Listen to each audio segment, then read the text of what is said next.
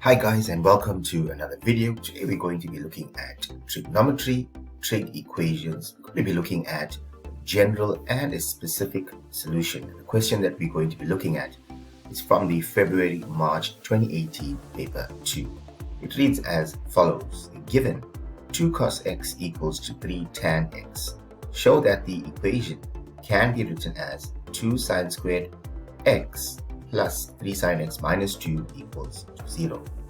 Now, in this particular section, we must be able to solve for x. Therefore, we need to know our theory.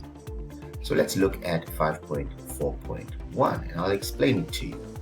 So 5.4.1 says show that the equation can be written as 2 sine squared x plus 3 sine x minus 2 equals to 0. So what do we have?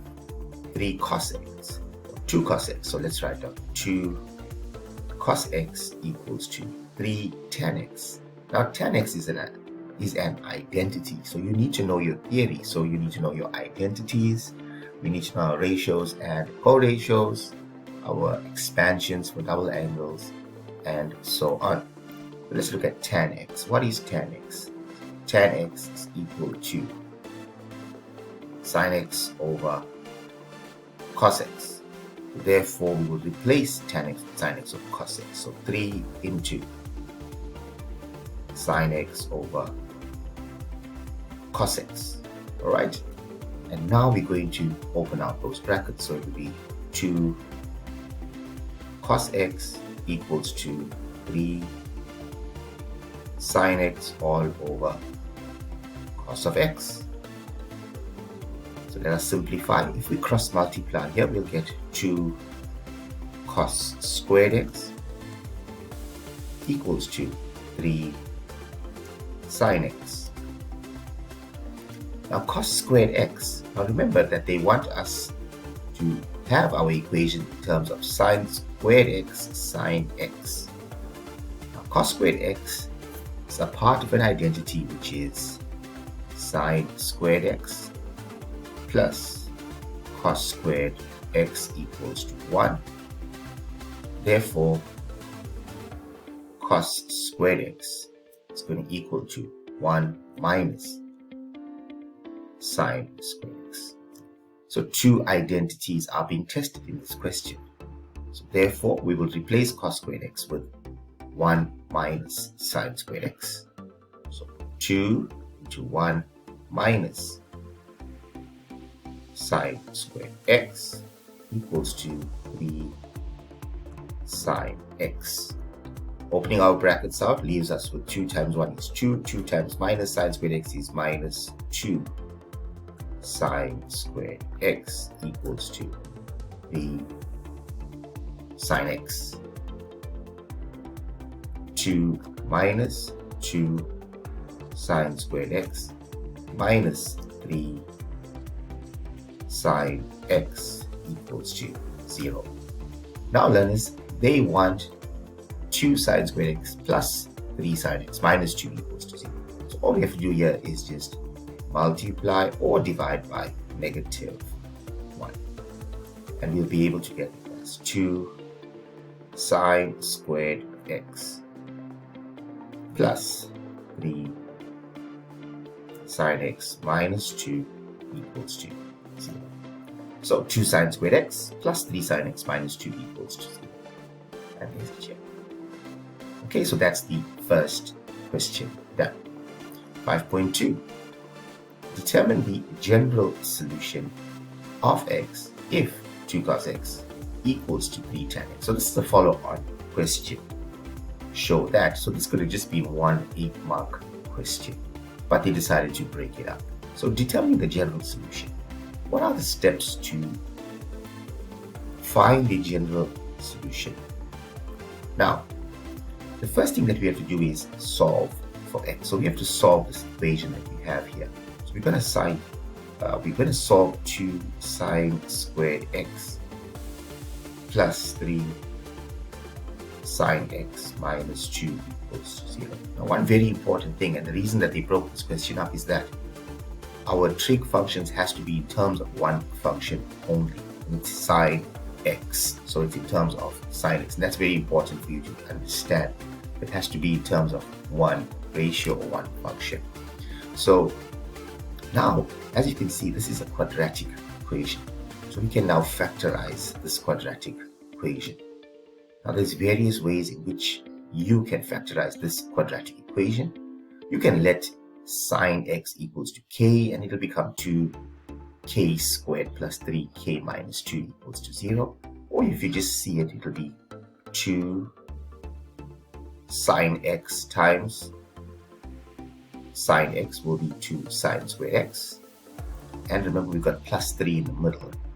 So we'll have 2 there and 1 here. Remember, if you multiply the outer terms, you'll have 4. And if you multiply the inner terms, you'll have 1. So we need positive 3 in the middle. So therefore, that 2 is going to have a positive sign attached to it. And that will be minus. Now remember, always check your factorization by products. 2 sine x times sine x is 2 sine squared x. Minus 1 times plus 2 is minus 2. If I multiply my inner terms, I'll get minus sine x, and if I multiply my outer terms, I'll get positive 4x. Positive 4x and minus sine x gives me positive 3 sine x. So if you want to, and if you have this calculator, you can also do it as follows. This is only for the examinations, right? And once again, don't tell anybody I told you this. 2 and 3 and negative 2 equals 2. So there you go. X equals to half and x equals to negative 2. So those are the roots that we are going to get. So if we solve this particular function, now we're going to get sine x minus 1 equals to 0. 2 sine x minus 1 equals to 0. Therefore, sine x, 2 sine x equals to 1. Sine x equals to half. Right, so if you go back there, you'll be able to see that's a root. So you can work backwards and get your factors. 2 times sine x is 2 sine x, and take the positive 1 over to the other side, it becomes negative. And here, that'll be sine x plus 2 equals 0. Therefore, sine x equals to negative 2. And there you go. See, negative 2 is the other root. And if you work backwards for the factors, the sine x plus 2 equals to 0. Right? But that's not the recommended way. I would like you to do everything by inspection, but it's totally up to you. Now, if you look at this, sine x equals to minus 2. Now, there would be no solution for sine x equals to minus 2. Now, let me explain that very quickly. If you look at your sine x graph, or the graph of y equals to sine x, the graph of y equals to sine x looks something like that, okay? And as you can see, it only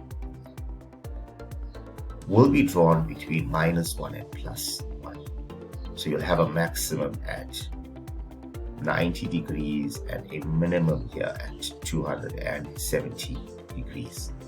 All right, and minus 2 is below your minimum value. Therefore, your function will be undefined at sine x equals to minus 2. It does not exist there, right? Because the range of y equals to sine x, it's from y from minus 1 to plus 1. So what you do here is you just write down no solution.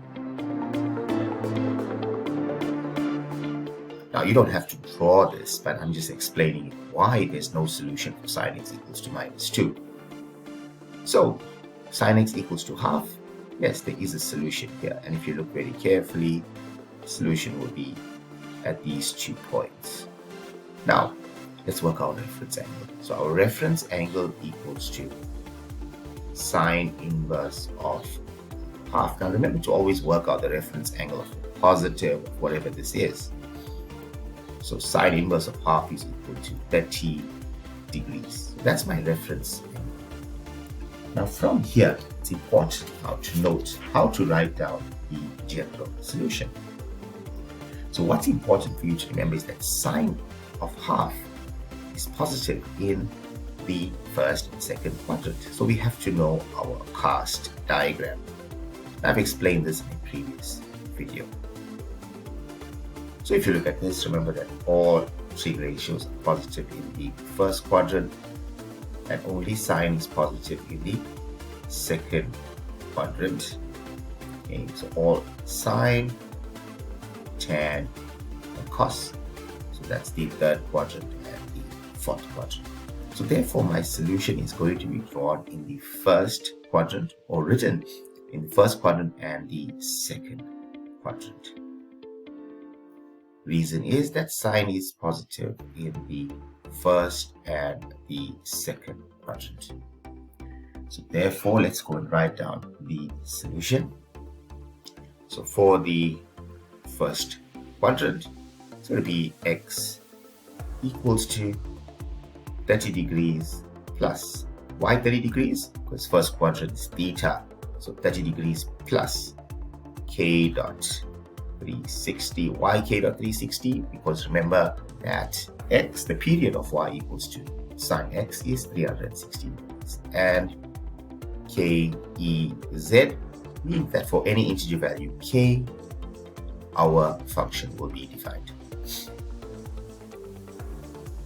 In the second quadrant, so now for the second quadrant solution, remember 180 degrees minus theta, so we'll say x equals to 180 minus my reference angle, which is 30 degrees, plus k dot 360, which is equal to 150 degrees plus k dot 360 k ez.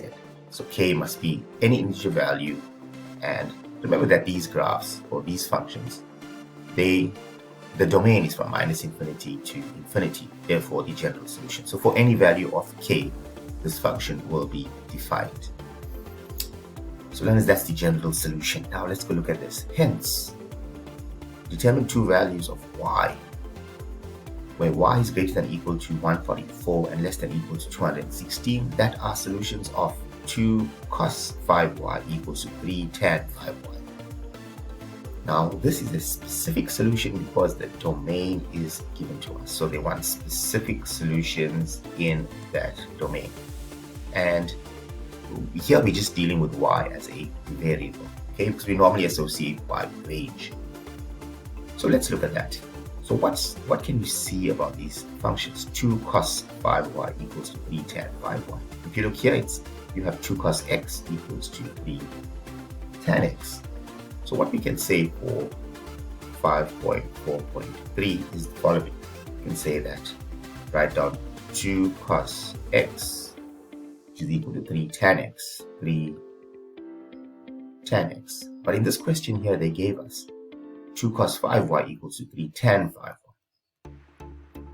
2 cos 5y equals to 3 tan 5y. Therefore, we can now conclude that x is equal to 5y. So x equals to 5y. Now remember that we've written the general solutions already. So wherever we got x, we're going to replace it with 5y.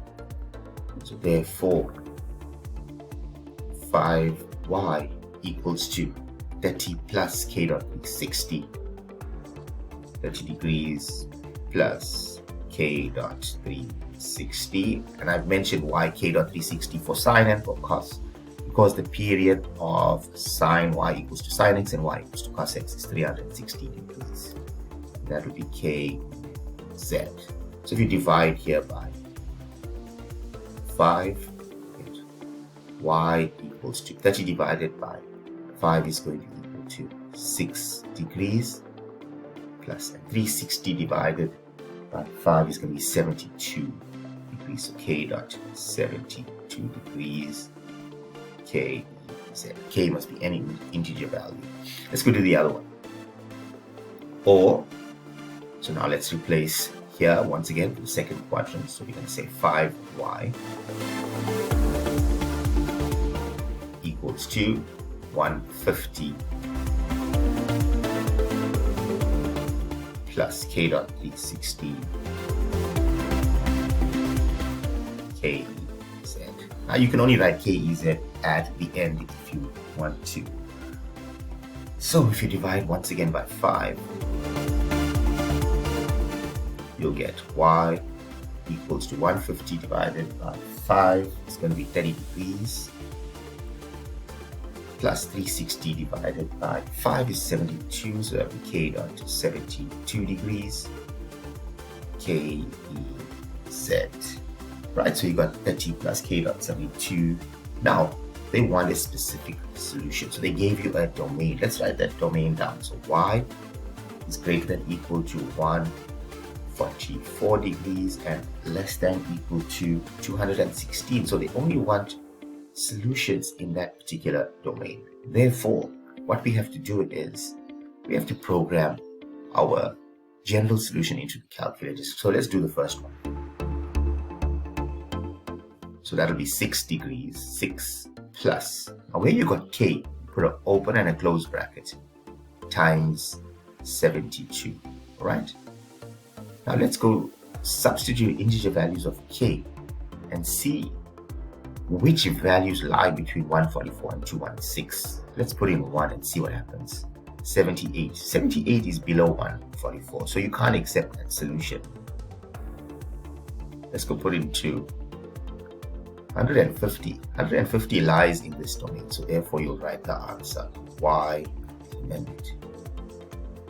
So my solution set, the first answer there will be 150. Let's go look at if there are more solutions. So let's put in 3. 222. So 222 is above 216, so I can't accept that solution. Now let's go type in the next one. The next one is 30 plus. So 30 plus. Now remember what I told you, where you got k, you need to put an open and a close bracket, times 72. So let's now, once again, let's try and put in an integer value, 102. So if you put in 102, as you can see, it's below 144. So you can't accept that value. So let's go put in 2. 2, you get 174, which lies in that domain. So then you write 174 degrees. Let's try the next one. Let's put in 3. 246. 246 is above 216, so you cannot accept that answer. So therefore, we've exhausted all our integer values for our solutions. So now we can close this up. And those are our specific solutions that lie in the domain y greater than equal to 144 and less than equal to 216. That is, if this video has helped you, don't forget to subscribe to my YouTube channel, JL Maths. You can also check out all the videos on jlmaths.com. You can also like my Facebook page, Justin Lazarus Mathematics, and I'll catch you in the next video.